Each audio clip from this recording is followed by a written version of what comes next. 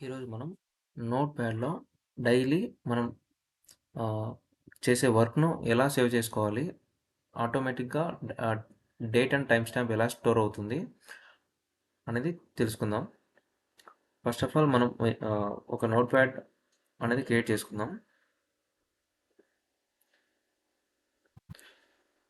With any name. I'm creating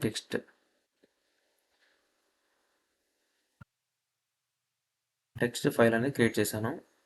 దాన్ని open చేసి దాంట్లో డాట్ క్యాపిటల్ లాగ్ అని మనం రాయాలి. ఇది సేవ్ చేసుకోవాలి. సేవ్ చేసి క్లోజ్ చేసి మళ్ళీ అదే ఫైల్‌ని ఓపెన్ చేయాలి.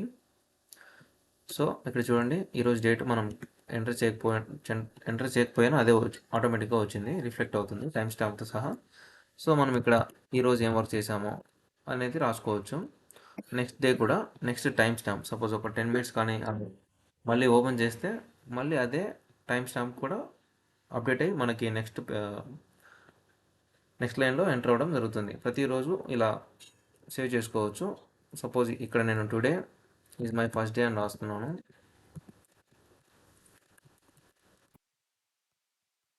ఇక్కడైతే నేను సేవ్ చేశాను ఈ ఫైల్లో, మళ్ళీ క్లోజ్ చేశాను. మళ్ళీ రీఓపెన్ చేస్తున్నాను ఫైల్. చూడండి, ఆటోమేటిక్గా టైం స్టాంప్ క్రియేట్ అయిపోతుంది.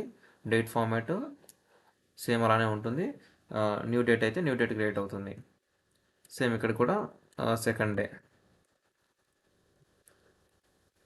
Second time. క్లోజ్ చేశాను. మళ్ళీ ఓపెన్ చేయండి. ఇలా మీ రోజు యాక్టివిటీస్ ఏమైనా సేవ్ చేసుకోవాలనుకున్నా ఇలాంటి ఈరోజు ఏం చేశారో, ప్రతి 3 డేస్ బ్యాక్ ఏం చేశారో అనేసి రెగ్యులర్గా చూసుకోవచ్చు. ఇది నోట్ ప్యాడ్లో సింపుల్ ట్రిక్ అండి. Thanks for watching. Please share, like and subscribe.